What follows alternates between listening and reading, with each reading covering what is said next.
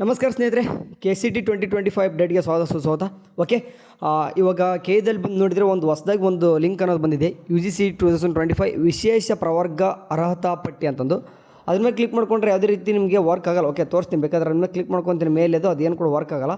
So ಹಂಗಾಗಿ ಏನು ಮಾಡಿ ಅಂತಂದರೆ ವೆಬ್ಸೈಟಲ್ಲಿ ಬಂದ ತಕ್ಷಣ ಈ 3 ಡಾಟ್ಸ್ ಮೇಲೆ ಕ್ಲಿಕ್ ಮಾಡ್ಕೊರಿ ಆ್ಯಂಡ್ ಪ್ರವೇಶ ಮೇಲೆ ಕ್ಲಿಕ್ ಮಾಡ್ಕೊಂಡು 2025 ಅದಕ್ಕೆ ಕಾಣಿಸ್ತಿದೆ UGC 2025 ಮೇಲೆ ಕ್ಲಿಕ್ ಮಾಡ್ಕೊಂಡ್ರೆ ಸೊ ನಿಮ್ಗೆ ಈ ರೀತಿಯಾಗಿ ಒಂದು ಲಿಂಕ್ ಓಪನ್ ಆಗುತ್ತೆ. ಓಕೆ, ಈ ರೀತಿ ಪೇಜಸ್ ಬರ್ತದೆ. ಇಲ್ಲಿ ಕಾಣಿಸ್ತಿದೆ ನೋಡಿರಿ, ಮೊದಲನೇದಾಗಿ ಓಕೆ ಕಾಣಿಸ್ತಿದ್ದಿಲ್ಲ, ಮೊದಲನೇದು ಏನಿದೆ ಅದನ್ನೇ ಒಂದು ಟೈಮ್ ಕ್ಲಿಕ್ ಮಾಡಿಕೊಂಡ್ರೆ ನಿಮಗೆ ಇಷ್ಟುಗಳು ನಿಮಗೆ ಏನು ಸಿಗ್ತದೆ ಅಂದರೆ ಒಂದು ಕ್ಯಾಟಗರಿ ಸಿಗ್ತವೆ.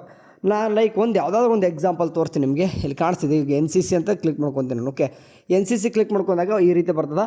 ಇದು ಮೇಲ್ಗಡೆ okay UGCT and UGNEET 2025 NCC candidate eligibility list ಅಂತ. ಓಕೆ, NCC ಲಿಸ್ಟ್ ಅಂತಂದರೆ ಸುಮಾರು 15 ಪೇಜಸ್ ಇರುವಂಥದ್ದು ಒಂದು ಲಿಸ್ಟು. ಓಕೆ, 15 ಪೇಜಸ್ ಇರುವಂಥ ಲಿಸ್ಟ್ಗಳನ್ನು ಏನು ಮಾಡಿದ್ರೆ ಬಿಟ್ಟಿದ್ದಾರೆ. ಇದು ಏನು ಓಕೆ ಒಂದು ತೋರಿಸಿದೆ. ಅದೇ ರೀತಿಯಾಗಿ ಎಕ್ಸ್ ಡಿಫೆನ್ಸ್ ಬೇಕಾದ್ರೆ ಓಪನ್ ಮಾಡಿ ತೋರಿಸ್ತೀನಿ. ಎಕ್ಸ್ ಡಿಫೆನ್ಸ್ ಕೂಡ ಓಪನ್ ಮಾಡಿದ್ರೆ ಅದನ್ನು ಕೂಡ ಒಂದು ಲಿಸ್ಟ್ ಓಪನ್ ಆಗುತ್ತೆ. ಓಕೆ, ಸ್ವಲ್ಪ ಲೋಡ್ ಆಗ್ತದೆ. ಸರಿ, ಈಗ ಎಲಿಜಿಬಲ್ ಅಂತ ಕೊಟ್ಟಿದ್ದಾರೆ. ಕೆಲವೊಂದಿಷ್ಟು ನಾನ್ ಎಲಿಜಿಬಲ್ ಕೂಡ ಇರ್ಬೋದು, ನಿಮಗೆ ನೋಡ್ಕೊತಾರೆ. ಓಕೆ, ಇದನ್ನು ಕೂಡ 18 ಪೇಜಸ್ ಇರುವಂಥದ್ದು. ಓಕೆ, 18 ಪೇಜಸ್ ಇರುವಂಥದ್ದು ಏನು ಮಾಡಿದ್ದಾರೆ. ಸೊ ಇದು ಯಾವುದು ಎಕ್ಸ್ ಡಿಫೆನ್ಸ್ ಕೊಟ್ಟಿದ್ದಾರೆ. ಅದೇ ರೀತಿಯಾಗಿ ಡಿಫೆನ್ಸು ಮತ್ತು XCARF okay CAPF and CFF ಅಷ್ಟು ಕಾಣಿಸಿದೆ ನೋಡಿ. ಇಷ್ಟು ಮತ್ತು ಇದು ಕಾಣಿಸ್ತದೆ ಸ್ಕೌಟ್ಸ್ ಆ್ಯಂಡ್ ಗೈಡ್ಸ್.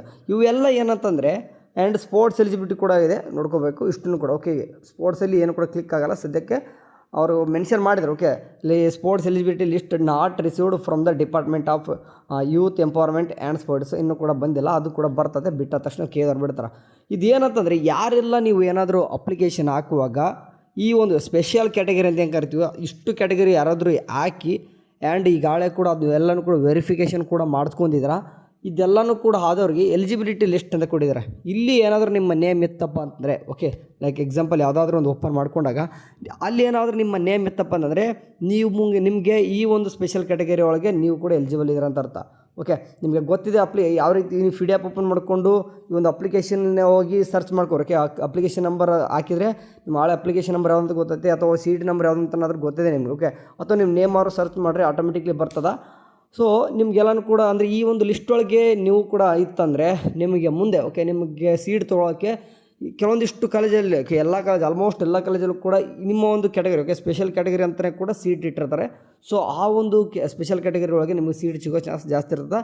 ನೀವು ಸ್ಪೆಷಲ್ ಕ್ಯಾಟಗರಿ ಒಳಗೂ ಕೂಡ ಸೀಟ್ ಸಿಗ್ತದೆ ಆ್ಯಂಡ್ ಸಪ್ರೇಟಾಗಿ ಮತ್ತು ಜನರಲ್ ಮೆರಿಟಲ್ಲಿ ಕೂಡ ಬರ್ತಾ ಇರ್ತಾರೆ.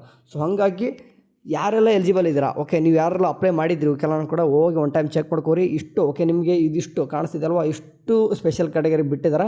ಸ್ಪೋರ್ಟ್ಸ್ ಒಂದು ಸ್ವಲ್ಪ ಲೇಟಾಗಿ ಬಿಡ್ತಿದ್ದಂಗೆ ಅದರ, ಯಾಕಂದ್ರೆ ಡಿಪಾರ್ಟ್ಮೆಂಟ್ ಕಡೆಯಿಂದ ಅದು ಲಿಸ್ಟ್ ಕಳಿಸಿಲ್ಲ ಅವರು. ಓಕೆ, ಸರಿ ಸದ್ಯಕ್ಕೆ ಥ್ಯಾಂಕ್ ಯು ಯಾಕಂದರೆ ಒಂದಾದ್ಮೇಲೆ ಒಂದು ಅಪ್ಡೇಟ್ ಕೊಡ್ತಾಯಿದ್ದಾರೆ. ಆ್ಯಂಡ್ ನೀಟ್ ಕೂಡ ರಿಸಲ್ಟ್ ಬಂದಿದೆ, ಈಗಾಗಲೇ ನೀಟ್ ರಿಸಲ್ಟ್ ಬಂದಿದೆ. ಮತ್ತೆ ನೀವು ಓಕೆ ಇನ್ಮೇಲೆ ಕೌನ್ಸಿಲಿಂಗ್ ಸ್ಟಾರ್ಟ್ ಆಗುತ್ತೆ. ಸೊ ಹೀಗೆ ಓಕೆ ನಮ್ಮ ಚಾನಲ್ ನೋಡ್ತಾರೆ ಯಾವಾಗ, ಯಾಕಂದರೆ ಏನೋ ಒಂದು ಅಪ್ಡೇಟ್ಸ್ ಬಂದು ಕೂಡ ಈ ರೀತಿ ಹೇಳ್ತಾ ಇರ್ತೀವಿ. ಸರಿ, ನಿಮ್ಗೆ ಏನಾದ್ರು ಡೌಟ್ಸ್ ಇತ್ತು ಕಮೆಂಟ್ ಸೆಕ್ಷನ್ ಹಾಕಿ. ಅಲ್ಲಿವರೆಗೆ ಚೆನ್ನಾಗಿ ನೋಡ್ತಾರೆ. ಟೇಕ್ ಕೇರ್, ಬಾಯ್.